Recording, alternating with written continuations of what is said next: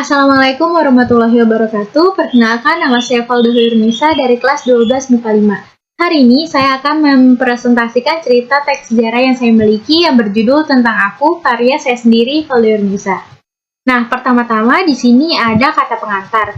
Nah, kata pengantar itu biasanya berisi tentang ucapan puji syukur kepada Tuhan Yang Maha Esa dan ungkapan terima kasih kepada guru bidang studi atau guru mata pelajaran, serta ungkapan terima kasih kepada pihak-pihak yang sudah membantu menyelesaikan cerita teks sejarah ini. Nah, di sini saya berterima kasih kepada Ibu Dr. Anda Raden Latifah Hasan selaku guru bidang studi Bahasa Indonesia, dan berterima kasih juga kepada semua pihak yang sudah membantu saya menyusun cerita teks sejarah ini dengan membagi atau menceritakan kembali cerita-cerita yang saya tidak ingat sehingga saya bisa mengingat kembali dan menyelesaikan cerita teks sejarah ini. Selanjutnya, cerita teks sejarah itu terbagi menjadi 3. Yang pertama ada orientasi, peristiwa atau masalah, dan reorientasi. Nah, reorientasi ini bersifat opsional, bisa ada, bisa tidak. Tapi di cerita teks sejarah saya menyertakan bagian reorientasinya juga. Nah, pertama kita masuk ke dalam bagian orientasi. Bagian orientasi itu apa sih? Bagian orientasi itu biasanya berisi tentang hal-hal yang spesifik seperti nama panggilan, tempat tanggal lahir, nama orang tua, serta latar belakang orang tua atau latar belakang keluarga. Nah, biasanya keluarganya itu keluarga inti, kayak tinggal di mana, kerja apa, kayak gitu. Nah, selanjutnya kita masuk ke dalam peristiwa atau masalah. Nah, di sini saya mulai dari saya TK. Nah, di TK itu biasanya masih have fun aja ya, masih nggak terlalu rumit. Lalu masuk ke SD. Nah, di SD ini saya merasa ini adalah masa sedih saya karena saya menjadi korban bully di antara teman-teman saya karena postur badan saya yang pendek dan gendut, dan juga saya sering menjadi anak kesayangan guru, jadi sering diomongin gitu sama teman-teman. Nah, selanjutnya masuk ke masa-masa SMP. Nah, masa-masa SMP ini saya sebut sebagai masa-masa kejayaan saya karena apa? Karena banyak pengalaman yang belum saya dapatkan sebelumnya, lalu saya dapatkan di SMP ini. Nah, seperti saya pertama kalinya menjadi ranking 1 itu di SMP, walaupun sebelumnya sedari TK pun saya sudah alhamdulillah termasuk anak yang sering mendapatkan ranking 5-10 besar gitu. Tapi saya baru pertama kali mendapat ranking 1 di SMP. Lalu saya juga pertama kali ikut ekskul paskibra dan dipilih menjadi danton atau komandan pluton, lalu mengikuti lomba dan alhamdulillah sekolah kami menang. Saya juga menjadi wadanyon atau wakil komandan batalion. Lalu selanjutnya saya menjadi ketua OSIS di SMP saya. Lalu saya juga untuk pertama kalinya menaiki kapal perang Indonesia. Saya ingat banget itu KRI Surabaya 591. Nah, di situ saya juga menjadi MC dari acara pelayarannya. Nah, selanjutnya di sini adalah di SMP saya pernah merasakan 4 hari tanpa handphone itu di daerah Puncak karena kita sekolah kami mengadakan super camp, lalu di sana kita 4 hari tapi nggak boleh bawa handphone. Jadi kalau misalnya mau menghubungi orang tua pun melalui wali kelas gitu. Nah, selanjutnya adalah saya mendapat beberapa piala penghargaan dari sekolah. Ini ada dokumentasinya. Lalu akhirnya itulah mengapa alasannya saya menyebut SMP saya itu adalah masa-masa kejayaan saya. Nah, selanjutnya adalah masa-masa SMA saya. Nah, di SMA saya ini saya kembali menjadi seperti masa SD, banyak teman-teman lelaki daripada perempuan kayak gitu. Nah, ini sebenarnya nggak sengaja karena waktu itu kita mau Car Free Day bareng sekelas, tapi ternyata yang ikut cuman segini aja gitu. Jadi tanpa sengaja kita jadi deket sampai sekarang ini gitu. Tapi sayang banget kita cuman merasakan sekolah offline itu selama kurang lebih 7 bulan saja karena adanya pandemi COVID-19 ini. Jadi dari Maret 2020 sampai sekarang kami belum pernah merasakan sekolah offline lagi gitu, dan kami berharap semoga secepatnya sekolah offline lagi gitu. Nah, ini adalah beberapa dokumentasi kita bareng-bareng. Ini pas tadi kampus waktu itu. Ini ada juga pas lagi Car Free Day pertama kali.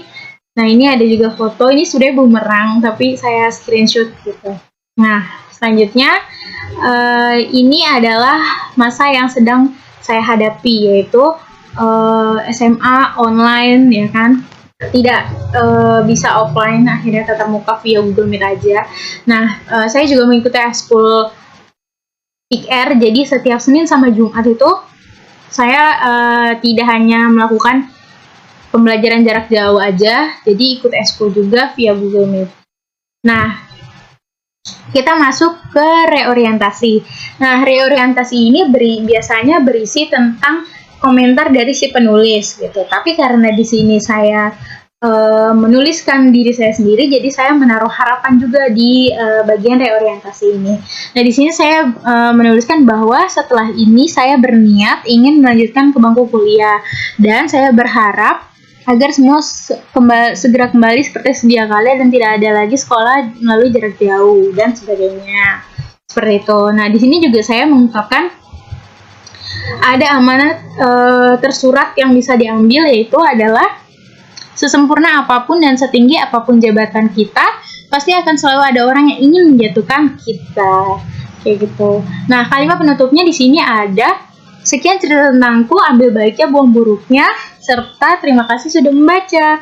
Seperti itu. Nah, saya akan menjabarkan beberapa konjungsi atau kaidah kebahasaan dan lain-lainnya dari cerita teks sejarah saya ini. Nah, kali ini saya akan menjabarkan kaidah kebahasaan atau konjungsi-konjungsi yang ada di dalam cerita teks sejarah saya. Nah, di sini saya udah blok-blokin, ada yang warna hijau, abu gelap, abu terang, kuning, kayak gitu-gitu. Nah, yang hijau ini kita lihat di sini adalah aku. Nah, aku itu adalah kata rujuk personil. Nah, kata rujuk personil itu ada aku, mereka, beliau, dia, kayak gitu. Nah, di sini itu ada kalau yang berwarna abu gelap. Nah, kalau itu adalah kata subordinatif. Nah, di sini ada abu terang, di sini bacaannya dan. Nah, itu adalah kata koordinatif, kata konjungsi ya, dan itu kata konjungsi. Nah, konjungsi koordinatif. Di sini ada warna kuning, bacaannya itu. Nah, itu adalah kata rujuk kepada hal atau benda. Nah, kita lihat di kalimat sebelumnya, di sini ada ayah juga kerap kali mendapat panggilan telepon dari beberapa orang untuk mengservis mobil mereka di luar jam kerja ayah. Maka dari itu, nah kalimat itu merujuk kepada orang-orang yang menelpon ayah supaya mengservis mobil mereka di luar jam kerja ayah, kayak gitu. Nah, selanjutnya di sini ada mereka lagi. Ini adalah kata rujuk personil ya. Kan tadi kata rujuk personil itu ada aku, dia, beliau, mereka, kan. Nah, kita lihat lagi, kita cari yang warna lain lagi. Nah, selanjutnya di sini ada di sana. Nah, di sana ini adalah kata rujuk tempat. Nah, kita lihat di kalimat sebelumnya.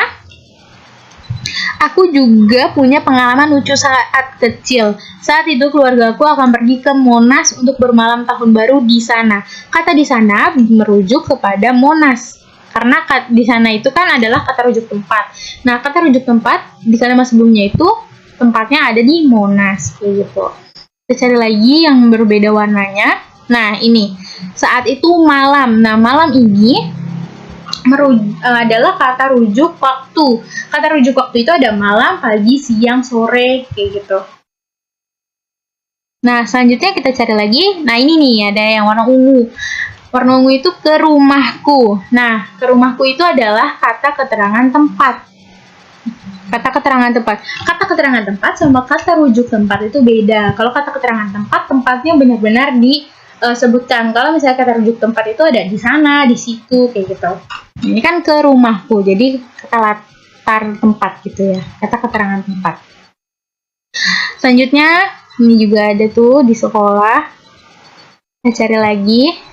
Di sana lagi, kita lihat lagi kalimat sebelumnya. Saat H-2 minggu UN, kami seangkatan pergi ke daerah Puncak, Jawa Barat untuk melaksanakan kegiatan super camp. Kami 4 hari tanpa handphone di sana. Nah, kata di sana merujuk kepada daerah Puncak, Jawa Barat. Lalu ada yang ini. Kita lihat di kalimat sebelumnya lagi. Belajar dan hanya saling mengobrol tanpa handphone. Momen ini sangat berkesan untukku. Nah, kalimat ini merujuk kepada belajar dan hanya saling mengobrol tanpa ada handphone gitu. Nah, ini ada foto-fotonya. Kita cari lagi apakah ada yang beda. Warnanya ada yang baru lagi. Nggak ada ya. Nah, di sini kenapa saya menyertakan foto-foto dokumentasi? Dokumentasi ini saya lampirkan bertujuan supaya para pembaca itu tidak merasa bosan atau monoton melihat teks aja gitu. Jadi mereka bisa membayangkan dan melihat, oh ini loh masanya, oh ini loh kejadiannya, oh ini loh waktunya, seperti itu. Nah, selanjutnya ciri-ciri karakteristik sejarah sebagai ilmu itu bersifat empiris. Nah, bersifat empiris itu apa sih? Nah, itu adalah yang artinya pengalaman, percobaan, penemuan, pengamatan yang dilakukan. Nah, cerita teks sejarah saya ini bersifat empiris karena saya menceritakan pengalaman yang saya rasakan sendiri. Lalu bersifat objek. Objek itu adalah perkembangan aktivitas manusia dalam dimensi waktu. Saya ceritakan waktu TK saya melakukan aktivitas apa, di SMA saya melakukan aktivitas apa gitu. Jadi ada perubahan dimensi waktu seperti itu. Nah, cerita teks sejarah ini ada dua, ada yang fiksi sama yang non fiksi. Nah, cerita teks sejarah saya ini termasuk adalah cerita teks sejarah yang non fiksi. Kenapa non fiksi? Karena cerita teks sejarah saya bersifat nyata. Ya, ini adalah cerita pengalaman pribadi saya, jadi nyata.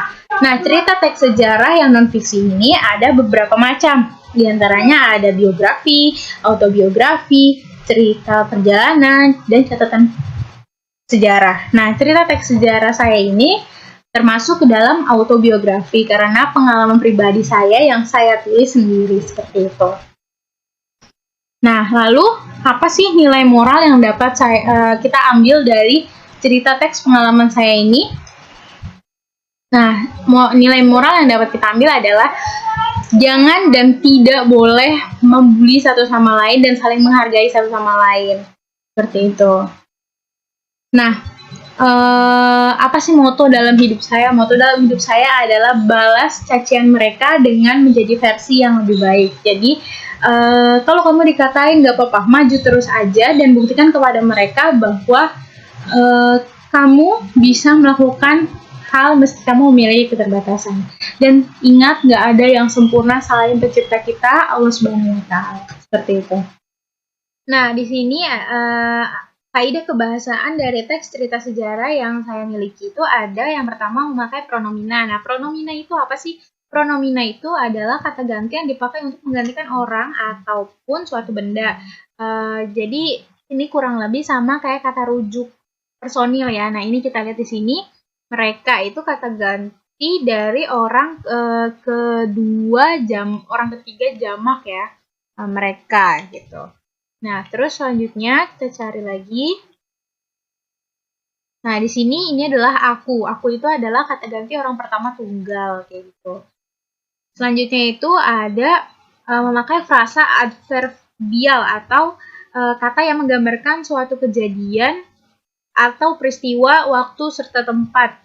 Nah, ini tuh di sini kita cari kayak tadi yang kata rujuk latar ya. Atau tempat. Nah, nih di sana. Oke. Nah, selanjutnya ada memakai verbal material, yaitu adalah suatu kata yang digunakan untuk menunjukkan suatu kegiatan fisik. Ya kan? Nah, di sini mengobrol. Mengobrol itu kan menggunakan mulut ya, jadi kata fisik itu ya. Lalu kita juga menggunakan konjungsi temporal. Konjungsi temporal itu kata sambung waktu, ya ini berfungsi untuk menata urutan peristiwa yang diceritakan. Nah, kayak misalkan di sini, mana ya? Kita cari dulu.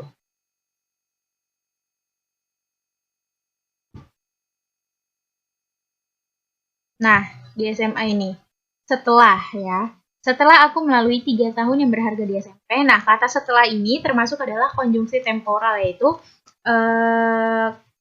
kata sambung yang berfungsi untuk menata urutan peristiwa yang diceritakan. Terima kasih. Sekian yang dapat saya sampaikan. Wassalamualaikum warahmatullahi wabarakatuh.